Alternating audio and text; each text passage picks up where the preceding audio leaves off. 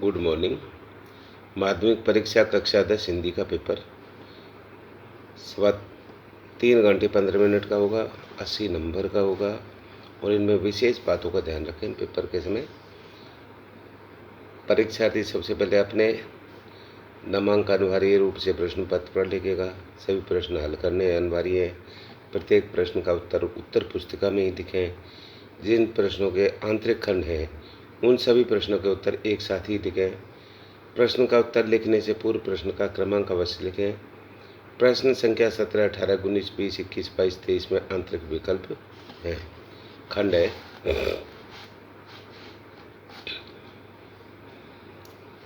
है निम्नलिखित अपठित गद्यांश को पढ़कर पूछे गए प्रश्नों के उत्तर दीजिए। इस प्रकार से देते हैं। प्रश्न 1 से 5 तक के प्रश्न इसी में से देंगे। जयशंकर प्रसाद जी काशी के सुगनी साहू के प्रतिष्ठित घराने में उत्पन्न हुए थे। अपनी दानवीरता के लिए प्रसिद्ध था। यह घराना अपनी दानवीरता के लिए प्रसिद्ध था। इन्होंने क्वींस कॉलेज से 7वीं कक्षा तक पढ़ा था, पर घर में ही संस्कृत, अंग्रेजी, हिंदी, उर्दू, फारसी का व्यापक अध्ययन किया था। प्रसाद जी मूलतः कवि थे। उनकी समस्त रचनाओं में उनका कवि हृदय झलकता है।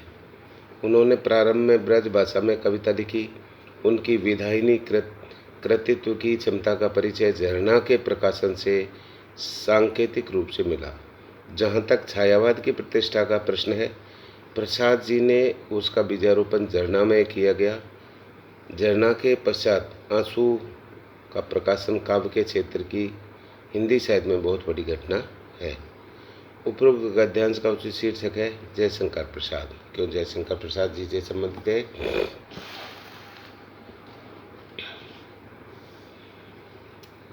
प्रश्न 2, प्रसाद जी संबंधित थे सुगनी साहू घराने से।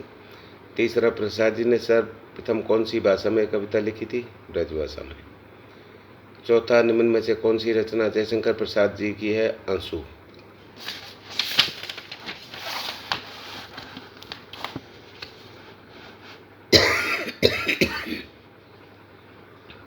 पांचवा, जयशंकर प्रसाद ने छायावाद का बीजारोपण किस रचना में किया? झरना में। 1 से 5 तक के प्रश्न के उत्तर इस टाइप से लिखने हैं आपको, अलग अलग नहीं लिखे। निम्नलिखित अपठित काव्यांश को पढ़कर पूछे गए प्रश्नों के उत्तर लिखें। 6 से 10 तक के। पूर्व चलने के बटुही बाट की पहचान कर ले, मैं अनिश्चित किस जगह पर सरित गिरी ग्रह गलर मिलेंगे, है अनिश्चित किस जगह पर बागवन सुंदर मिलेंगे, किस जगह यात्रा खत्म हो जाएगी, यह भी अनिश्चित है अनिश्चित कब सुमन कब कंटकों से सर मिलेंगे। इसमें बाट की पहचान कर ले। अभी के द्वारा पूर्व में चलने से पहले अपनी आगे के प्रोग्राम की पूरी अच्छी तरह पहचान कर ले, कहाँ रुकना है, कहाँ कैसे क्या करना है, उन सारी चीज़ों पर। उपरोक्त काव्यांश की उचित शीर्षक है पथ की पहचान। बटोई शब्द का अर्थ है पथिक, राहगीर। सुमन का पर्यायवाची है फूल, पुष्प, प्रसून, ये सुमन के पर्यायवाची हैं। उक्त काव्यांश में कौन सी शब्द शक्ति का प्रयोग किया है? लक्षणा, अर्थात लक्षण दिए हैं। प्रस्तुत काव्यांश में कंटकों के सर का भावार्थ है दुख। ये आप इस टाइप से इसके उत्तर लिखे। 11वां, उन्मेष शब्द का अर्थ है प्रकाश, दीप्ति, उजाला, ये सभी उपरोक्त सभी। 12, जॉर्ज पंथम की नाक कहानी है व्यंग्यात्मक। निम्नलिखित रिक्त स्थानों की पूर्ति कीजिए। गाय, आदमी, पुस्तक आदि शब्द जातिवाचक संज्ञा का बोध कराते हैं। दूसरा, जिस सर्वनाम का प्रयोग प्रश्न करने के लिए किया जाता है उसे प्रश्नवाचक संज्ञा कहते हैं। ऐसे शब्द जो संज्ञा या सर्वनाम की विशेषता बताते हैं उसे विशेषण कहते हैं। एक एक नंबर के।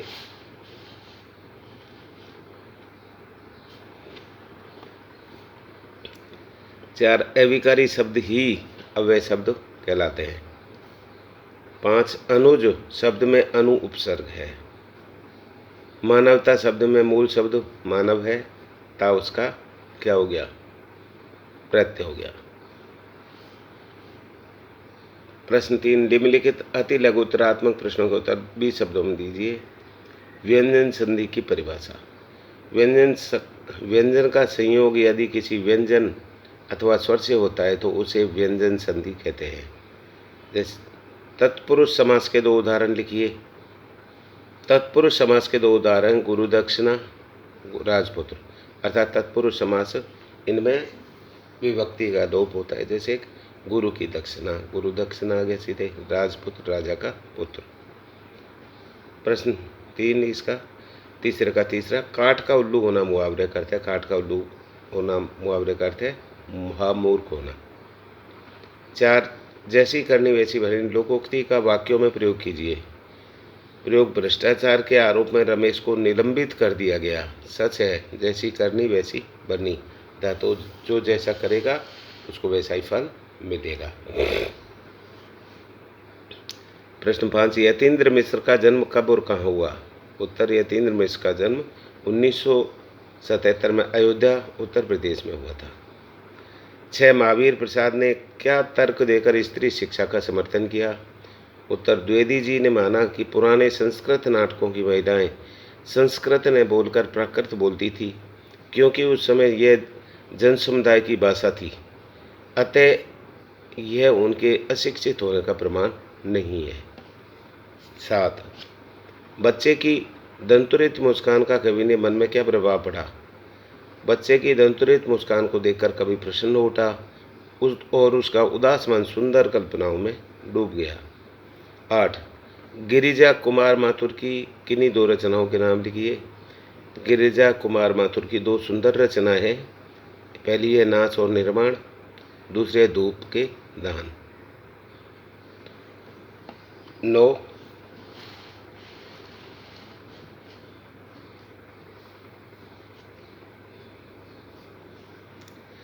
संगीतकार कविता किसके महत्व पर विचार करती है? उत्तर, संगतकार कविता संगीतकार की भूमिका के महत्व पर विचार करती है। 10, बदंत और आनंद कौशल्यायन के ने सभ्यता को किसका परिणाम माना है? उत्तर, बदंत आनंद कौशल्यायन ने सभ्यता को संस्कृति का परिणाम माना है। 11, रानी आए और नाक न हो, पंक्ति में किसकी नाक न होने की बात कही गई? उत्तर, रानी आए और नाक न हो पंक्ति में जॉर्ज पंचम की लाट की नाक न होने की बात कही गई। 12, आगे किस विषय के विद्यार्थी रहे? मैं क्यों लिखता हूँ पाठ के आधार पर बताइए। आगे विज्ञान विषय के विद्यार्थी रहे हैं। प्रश्न 4 से 16 तक के प्रत्येक प्रश्न के अधिकतर उत्तर सीमा 45 शब्द है, दोनों 2-2 नंबर के हैं। प्रश्न 4, माता का अर्चन पाठ से बाल स्वभाव की किस विशेषताओं का पता चलता है? बालक किसी भी सुख दुख में अपने मन में नहीं रखते, वे अपनी प्रसन्नता को हंसी के माध्यम से और दुख को रो चिल्लाकर प्रकट कर देते हैं। विपदा पड़ने पर वे भागकर अपनी माँ की गोद में जाकर छिपते हैं। प्रश्न 5, शांति और अहिंसा की प्रतीक ये पताकाएं, इन पताकाओं का क्या महत्व बताया गया है? साना साना हाथ जोड़ी पाठ के आधार पर बताइए।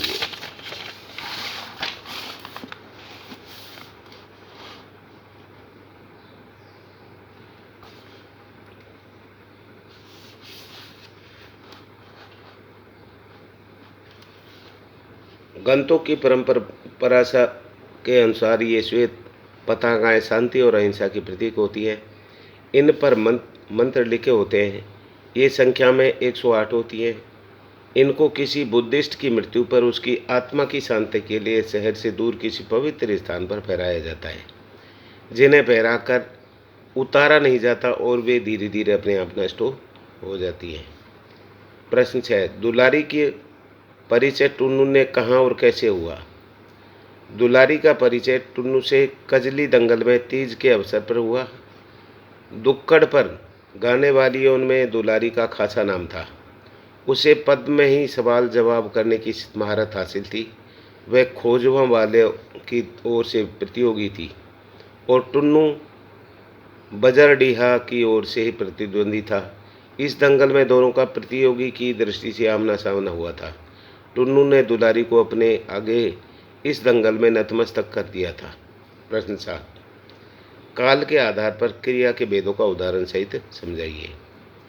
उत्तर, काल के आधार पर क्रिया के मुख्यतः 3 भेद होते हैं। भूतकालिक, पहला है भूतकालिक, बीते समय का बोध कराने वाली क्रिया भूतकालिक कहलाती है, जैसे कि लिखा था, लिखी थी, वे पढ़ रहे थे। दूसरा, वर्तमान कालिक, तत्कालीन समय का बोध कराने वाली क्रिया वर्तमान कालिक क्रिया कहलाती है, जैसे लिख रहा है, लिखता है। तीसरा, भविष्यकालिक, आने वाले समय का बोध कराने वाली क्रिया भविष्यकालिक क्रिया कहलाती है, जैसे कि वह लिखेगा, वह पढ़ेगा, वह जाएगा। ये इस प्रकार की इन बातों में तीनों कालों का अच्छी तरह से पता चल जाता है। प्रश्न 8, गोपियों ने उदो को बड़भागी क्यों कहा, बताया गया है। उत्तर, गोपियों ने उदो को बड़भागी इसलिए बताया है क्योंकि वे प्रेम बंधन से सर्वथा उसी प्रकार से मुक्त रहे हैं जिस प्रकार कमल का पत्ता जल में रहने पर भी जल में प्रभावित नहीं होता। उसी प्रकार उदो कृष्ण के साथ पाकर भी उनके प्रेम से अप्रभावित रहे हैं, जबकि वो गोपियाँ कृष्ण के प्रेम में बुरी तरह से उलझी हुई हैं, वो उसके बिना रह नहीं पा रही हैं। प्रश्न 9, बाल गोविंद भक्त अपनी किन चारित्रिक विशेषताओं के कारण साधु कहलाते थे। उत्तर, खेती बाड़ी से जुड़े गृहस्थ बाल गोविंद भगत सदा सरल जीवन जीते थे, कबीर के प्रति समर्पित थे, ईश्वर और गुरु प्रशंसक गीत गाते थे, वे सत्यवादी थे, वे बिना पूछे किसी भी चीज़ के हाथ नहीं लगाते थे। इसके साथ ही वे समाज में प्रचलित मान्यताओं को नहीं मानते थे। इन्हीं चारित्रिक विशेषताओं के कारण वे साधु कहलाते थे।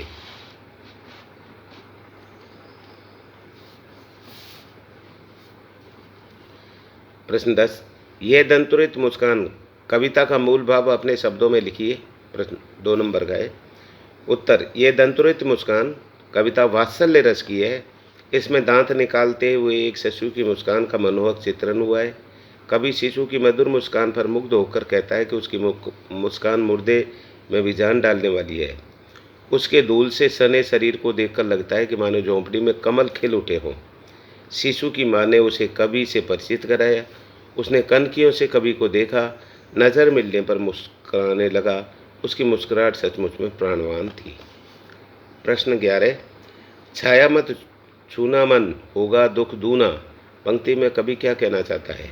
उत्तर, छाया मत छूना कविता में कवि कहना चाहता है कि बीते दिनों की मधुर स्मृतियाँ वर्तमान जीवन के क्षणों में जाकर उसे परिवर्तित नहीं कर पाती।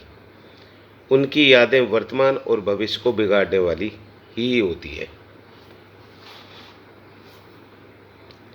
प्रश्न 12, काशी संस्कृति की पाठशाला है, क्यों? नौबत खाने में इबादत पाठ के आधार पर बताइए। काशी को संस्कृति की पाठशाला इसलिए कहा गया है क्योंकि यहाँ भारतीय शास्त्रों का ज्ञान है, कला शिरोमणि यहाँ रहते हैं। यह हनुमान और विश्वनाथ की नगरी है। यहाँ का इतिहास बहुत पुराना है। यहाँ प्रकांड ज्ञाता, धर्मगुरु और कला प्रेमियों का निवास है। प्रश्न 13, संस्कृति क्या है, अपने शब्दों में लिखिए। उत्तर, संस्कृति का आशय है किसी नए आविष्कार या तत्व को प्राप्त करने की योग्यता, प्रवृत्ति या प्रेरणा। उदाहरण के लिए, तन को ढकने के लिए भावना और सुई धागा खोज पाने की योग्यता संस्कृति है।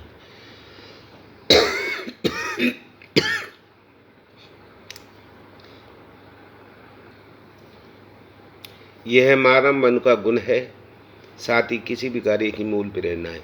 शक्ति और मानव का मन रुझान है।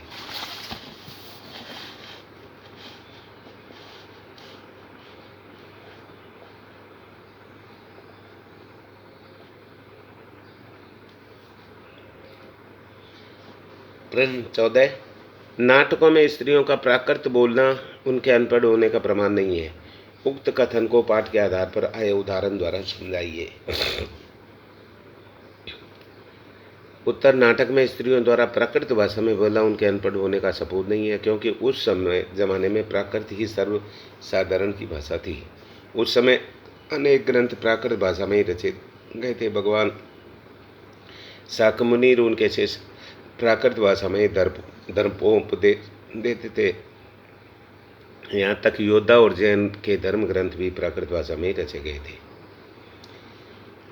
प्रश्न 15, सूरदास का जीवन परिचय एक कृतित्व संक्षेप में लिखिए।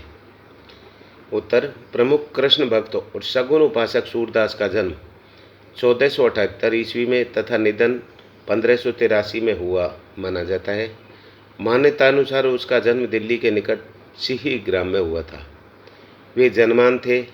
महाप्रभु बल्लवाचार्य से दीक्षित अष्टछाप के भक्त कवियों में से वे सर्वाधिक प्रसिद्ध थे। सूर सागर, सूर स्वारावली एवं साहित्य लहरी उनके प्रमुख रचित ग्रंथ हैं। प्रश्न 16, राम वृक्ष बेनीपुरी का जीवन परिचय एवं कृतित्व संक्षेप में लिखिए। उत्तर, राम वृक्ष बेनीपुर का जन्म बिहार के बेनीपुर गांव में सन 1899 में हुआ था। वे मैट्रिक पास कर स्वतंत्रता आंदोलन से जुड़ गए। 15 वर्ष की आयु में इनकी रचनाएं पत्र पत्रिकाओं में छपने लगी। इन्होंने नाटक, उपन्यास, कहानी, यात्रा वृत्तांत, रेखाचित्र लिखे। इस कलम के जादूगर का निधन 1968 में हुआ। खंड से प्रश्न 17, निम्नलिखित पठित गद्यांश की प्रसंग व्याख्या कीजिए। ये पाठ का है। फादर बुल के संकल्प से सन्यासी थे। कभी कभी लगता है वे मन से सन्यासी नहीं थे। रिश्ते बनाते थे तो तोड़ते भी नहीं थे। दसियों साल बाद मिलने के बाद भी उनकी गंध महसूस होती थी। वे जब भी दिल्ली आते जरूर मिलते। खोज कर, समय निकाल कर, गर्मी सर्दी बरसात झेल कर मिलते।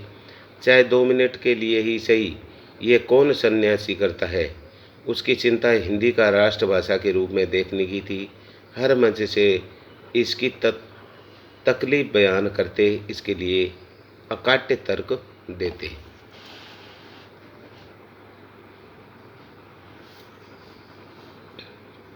उत्तर, प्रस्तुत अवतरण सर्वेश्वर दयाल सक्सेना द्वारा लिखित संस्मरण मानवीय करुणा की दिव्य चमक से लिया गया है। इसमें लेखक स्मृतियों के सारे फादर बुल्के के व्यक्तित्व के विभिन्न पक्षों को प्रकट कर रहे हैं। व्याख्या, लेखक फादर बुल्के के व्यक्तित्व को विस्तार देते हुए कहते हैं कि वे दृढ़ विचारों से युक्त सन्यासी थे। उनको देखकर लगता था कि वे मन से सन्यासी नहीं थे, क्योंकि वे रिश्ते बनाते थे और रिश्ते मन से बनते हैं।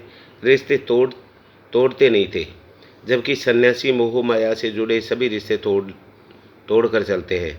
10 साल बीत जाने के बाद भी अगर फादर से मिलना होता तो तब भी वह उस 10 साल पहले बने मीठे रिश्ते की महक उससे महसूस होती थी। लेखक बताते हैं कि फादर जब भी इलाहाबाद से चलकर दिल्ली आते थे तब सर्दी गर्मी बारिश की परवाह किए बिना खोज कर हमसे ज़रूर मिलते, चाहे उनका यह मिलन 2 मिनट की का ही क्यों न हो। आत्मीयता की यह कड़ी वे हमेशा जोड़े रखते थे। उनके इस व्यवहार पर लेखक कहते थे कि कौन सन्यासी इतना कहता है कि रिश्तों की बनाए रखें। लेखक को फादर के व्यक्तित्व में एक और बात अच्छी लगती थी, वह भी थी हिंदी की राष्ट्रभाषा के रूप में देखना की चिंता। इसलिए वे हिंदी के विचार विमर्श मंच से हमेशा अपनी इस तकलीफ को बताते थे और इस बात पर जोर डालते थे कि सुविचारित व सारगर्भित बात कहते थे। उनकी कही बातों का कोई तोड़ किसी के पास नहीं होता था, क्योंकि वे हिंदी के पक्ष में अहम और महत्वपूर्ण बातें ही कहते थे। विशेष एक, लेखक ने फादर की हिंदी को राष्ट्रभाषा बनाने के लिए चिंता को व्यक्त किया है। दूसरा, भाषा शैली सरल और सहज है। यदि ये प्रश्न नहीं करते हो तो आप अथवा ये कर सकते हो, आप दोनों को ही ध्यान देते हुए चले। आज पीछे मुड़कर देखती हूँ तो इतना तो समझ में आता है कि क्या तो उस समय मेरी उम्र थी और क्या मेरा भाषण रहा होगा। ये तो डॉक्टर साहब का स्नेह था जो उनके मुंह से प्रशंसा बनकर बह रहा था, या यह भी हो सकता है कि आज से 50 साल पहले अजमेर जैसे शहर में चारों ओर से उमड़ती भीड़ के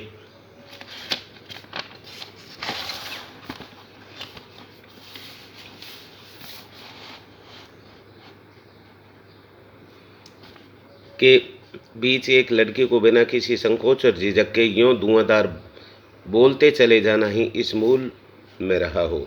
उत्तर, प्रसंग प्रस्तुत अवतरण लेखिका मन्नू भंडारी द्वारा लिखित आत्मकथा एक कहानी यह भी से लिया गया है। लेखिका अपने पीछे गुजरे समय को याद करती है। तथा पिता के विचारों पर मंथन करती है। व्याख्या: लेखिका कहती है कि सब कुछ होने के बाद जब पीछे मुड़कर देखती हूँ तो इतना ही समझ में आता है कि क्या तो उस समय मेरी आयु थी और किस तरह मेरा भाषण रहा होगा, या फिर यह भी हो सकता है कि आज से 50 साल पहले बिना संकोच के अजमेर जैसे छोटे शहर में बिना झिझक के एक लड़की के धुआंधार बोलते चले जाना, यही बात ज़रूर डॉक्टर साहब की प्रशंसा के मूल रूप में रही होगी, या फिर इसने ही इसका कारण हो सकता है। विशेष आप इस प्रकार से लिख दें। लेखिका अपने पिता के अंतर्विरोध को स्पष्ट करती है। विशिष्टता और सामाजिक अच्छी छवि दोनों में अंतर्भेद है को व्यक्त करती है। दूसरा, भाषा शैली प्रवाह में है। शब्दों का वाक्य विन्यास अद्भुत है।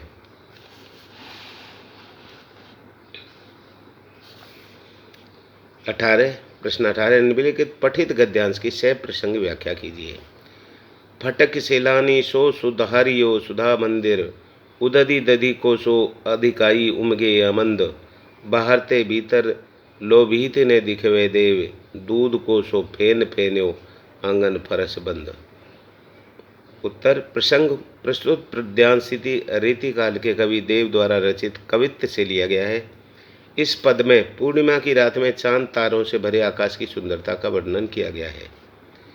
कवि पूर्णिमा की रात में चांद तारों से भरे आकाश की आभा का वर्णन करते हुए कहता है कि चांदनी रात बहुत ही उज्जवल और शोभायमान है। आकाश को देखकर ऐसा लगता है कि मानो स्फटिक की साफ चमकदार शिलाओं से चांदनी को कोई भव्य मंदिर बनाया गया हो। उसमें दही के सागर के समान चांदनी की शोभा अधिक गति के साथ उमड़ रही है। इस मंदिर में बाहर से भीतर तक कहीं भी दीवार दिखाई नहीं दे रही हैं। आशय यह है कि सारा मंदिर पारदर्शी है। मंदिर के आंगन में दूध के झाग के समान चांदनी का विशाल फर्श बना हुआ है। विशेष: पूर्णिमा की सौंदर्यमयी रात्रि के सौंदर्य को मनोरम वर्णन प्रस्तुत किया है। दूसरा, रूपक, उपमा, उत्प्रेक्षा, मानवीकरण, अलंकार, श्रृंगार रस, कवित्व छंद तथा प्रसाद गुण के युक्त कवि का सुंदर चित्रण किया गया है।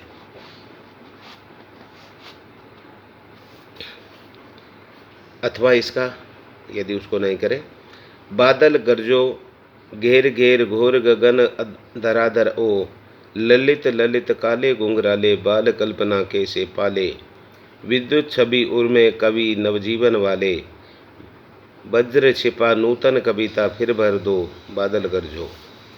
प्रसंग प्रस्तुत पद्यांश महाकवि सूर्यकांत त्रिपाठी निराला द्वारा रचित कविता उत्साह से लिया गया है। यह एक आह्वान गीत है। वे बादलों को बरसने को कहते हैं क्योंकि बादल नई चेतना, नए अंकुर को जन्म देते हैं। व्याख्या: उपरोक्त पंक्ति में कवि निराला ने उस सुंदर वातावरण का वर्णन किया है कि जब आकाश काले काले बादलों से भर जाता है, बिजली चमकने और बादलों के गर्जन का शोर होता है, तब कभी बादलों की संबोधित करता हुआ कहता है, हे बादल तुम गरजो, समस्त आकाश को घेर घेर कर मूसलाधार वर्षा कर लो। घेर घेर गगन धराधर ओ, ललित ललित काले घुंघराले, अर्थात काले घुंघराले बालों की तरह वैसे ही बादल आप अर्थात घेर घेर कर इस पृथ्वी पर बरसो। बादलों को संबोधित करते हुए कहता है कि हे बादल तुम गरजो, समस्त ओर से घेर घेर कर मूसलाधार वर्षा को। हे बादल तुम अत्यंत सुंदर हो, तुम्हारा स्वरूप छोटे बालक के समान है जिसके सिर पर घुंघराले बाल हैं।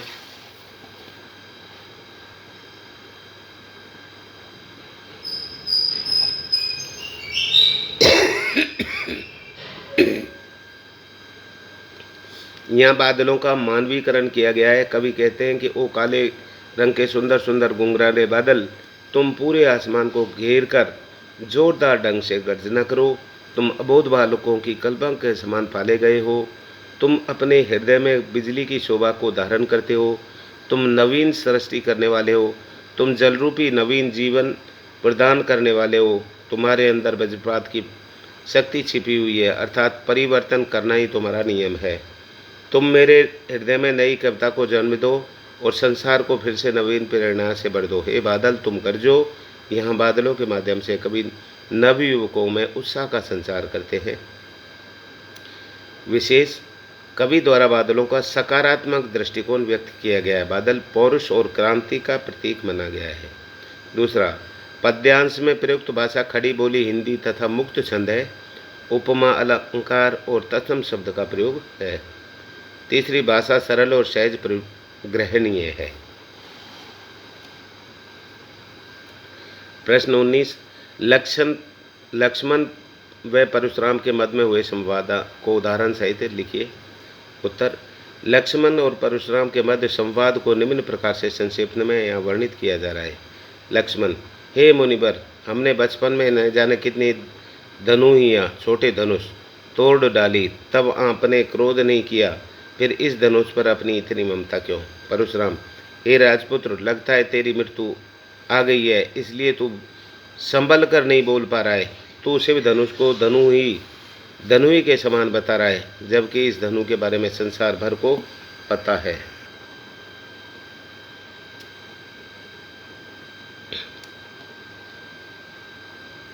लक्ष्मण व्यंग से, हे देव, हमने तो यही जाना था कि सारे धनुष एक जैसे होते हैं, फिर राम ने इसे नए के धोखे में देखा था, यह तो छूते ही टूट गया, इसमें उनका क्या दोष है? परशुराम, अरे मूर्ख, लगता है तू मेरे स्वभाव को अभी नहीं जानता। मैं तुम्हें बालक समझकर छोड़ रहा हूँ, तू मुझे निरामुनि समझ रहा है। मैं बाल ब्रह्मचारी हूँ। मैंने कई बार इस पृथ्वी के सारे राजाओं को संहार किया है। मैंने सहस्त्रबाहु की भुजाएं काट डाली है। इतना ही नहीं, मेरे फरसे की कठोरता के भय से गर्भ के बच्चे भी गिर जाते हैं। लक्ष्मण व्यंग से, वाह मुनि जी, व्यंग से, वाह मुनि जी, आप तो बहुत बड़े योद्धा हैं। आप बार बार मुझे अपना कुठार दिखाकर डराना चाहते हैं। आपका बस चले तो फूंक मारकर पहाड़ को उड़ा दें। मैं कोई सूरजमुखी का फूल नहीं हूँ जो तर्जनी देखकर मुरझा जाऊँ। मैं आपको ब्राह्मण समझकर चुप रह गया हूँ। हमारे कुल में गाय, ब्राह्मण, देवता और भक्तों पर वीरता नहीं दिखाई जाती है। फिर आपके वचन भी करोड़ों वज्रों के समान घातक हैं। आपने शस्त्र तो व्यर्थ में ही धारण कर रखे हैं। अथवा वाला प्रश्न कर लें, आपने वो नहीं किया है तो इसको करें। आत्म कथ्य कविता के मूल भाव पर विस्तृत प्रकाश डालिए। ये 3 नंबर का है। उत्तर, आत्मकथ्य कविता छायावादी कवि जय शंकर प्रसाद द्वारा रचित है। इसमें कवि अपने भावों की अभिव्यक्ति करता है। कवि संसार की नश्वरता पर विचार करता है कि दुखों से भरा हुआ यह जीवन नाशवान है। कठिनाइयाँ और परेशानियों से के अलावा इसमें बताने को कुछ भी नहीं है। कवि का कहना है कि उसके जीवन की गागर तो खाली है, वह भला दूसरों को क्या दे सकता है। वह अपनी भूलों और दूसरों की रचनाओं को उजागर नहीं करना चाहता, क्योंकि इसका कोई लाभ नहीं है। यह ठीक है कि कवि के जीवन में सुखद क्षण आए थे, जिसमें प्रेयसी के साथ हिल मिलकर उस समय व्यतीत किया था, पर वे क्षण कुछ ही पल टिक पाए। सुख उनके निकट आते आते चले जाते थे और कवि उन क्षणों को प्रतीक्षा ही करते रहते थे। वे अपनी प्रीतिमा के सुंदर को भी प्रशंसा करते हैं। उसके गालों की लाली उषा के लिए भी ईर्ष्या का विषय थी, पर इन सब बातों को अब कहने का कोई लाभ नहीं है। उसकी कथा में दूसरों को कुछ भी नहीं मिल पाएगा। प्रश्न 20, नेताजी का चश्मा पाठ के आधार पर बताइए कि सेनानी न होते हुए चश्मे वाले को लोग कैप्टन क्यों कहते थे। उत्तर, सेनानी न होते हुए भी चश्मे वाले को लोग कैप्टन इसलिए कहते थे क्योंकि उसके मन में देशभक्ति की भावना प्रबल थी। वह चश्मे वाला न तो सेनानी था, न नेताजी का साथी था, फिर भी वह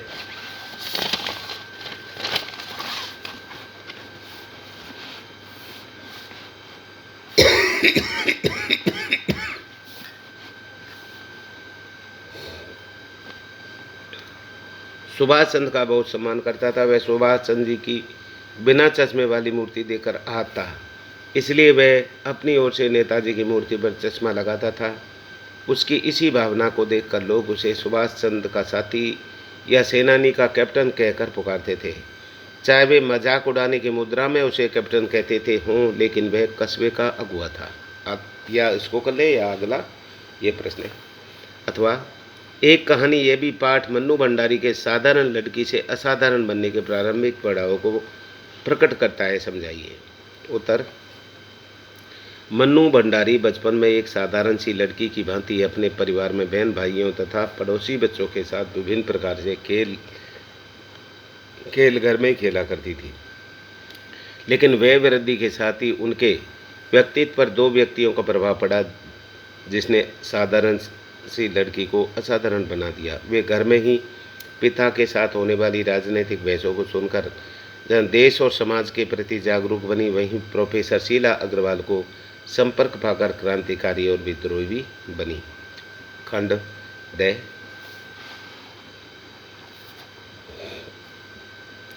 प्रश्न 21, निम्नलिखित वाक्यों में से किसी एक पर 300-350 शब्दों में एक सारगर्भित निबंध लिखिए। 4 नंबर का है मातृभाषा का महत्व, या तो इस पर लिखिए। दूसरा है मेरी प्रिय नेता। तीसरा मेरी अविश्वसनीय यात्रा। इसमें इन चीज़ों का आपको उल्लेख देना है, जैसे अपना परिचय, मेरी विश्वसनीय यात्रा में आपका परिचय, आपके द्वारा दी गई यात्राओं का ब्यौरा, इन सभी पर। राजस्थान के मेले, इसमें तो मातृभाषा और उसका महत्व। पहले मातृभाषा का अर्थ और परिभाषा। मातृभाषा का अर्थ है माता द्वारा सीखी गई भाषा। बच्चा जिस परिवेश में रहता है उसके घर परिवार और आस पड़ोस में जो भी भाषा बोली और समझी जाती है तथा समाज में जिस भाषा का व्यवहार होता है सामान्यतः उसे ही मातृभाषा कहते हैं। व्यापक अर्थ में जिस जन्म परिवेश में हम पैदा हुए बड़े हुए, इस दौरान जन्म क्षेत्र या जन्म परिवेश में बोली जाने वाली भाषा में हमारी मातृभाषा कहलाती है। 2, रचनात्मक विकास में मातृभाषा का योगदान। रचनात्मक विकास में मातृभाषा से अटूट संबंध है, क्योंकि बालक जितनी शीघ्रता से अपनी मातृभाषा में सीख सकता है उतनी शीघ्रता से वह अपने देश की भाषा या विदेशी भाषा में नहीं सीख सकता। इसी आधार पर प्राय सभी भाषाविद और मनोविज्ञानी ये के मानते हैं कि बालक को अपनी मातृभाषा के माध्यम से प्रारंभिक शिक्षा दी जानी चाहिए। इससे उसका रचनात्मक विकास सहजता से हो जाता है। इसलिए इस नई शिक्षा नीति में विज्ञान और चिकित्सा की शिक्षा भी मातृभाषा में अध्ययन करने का विकल्प दिया है। मातृभाषा से जो रचनात्मक विकास होता है वह सहज और स्थायी होता है और बिना किसी दबाव के होता है। भारतेंदु हरिश्चंद्र ने उचित ही कहा है, निज भाषा उन्नति अहि सब उन्नति को मूल, बिन निज भाषा ज्ञान के चुबत ही है महसूल।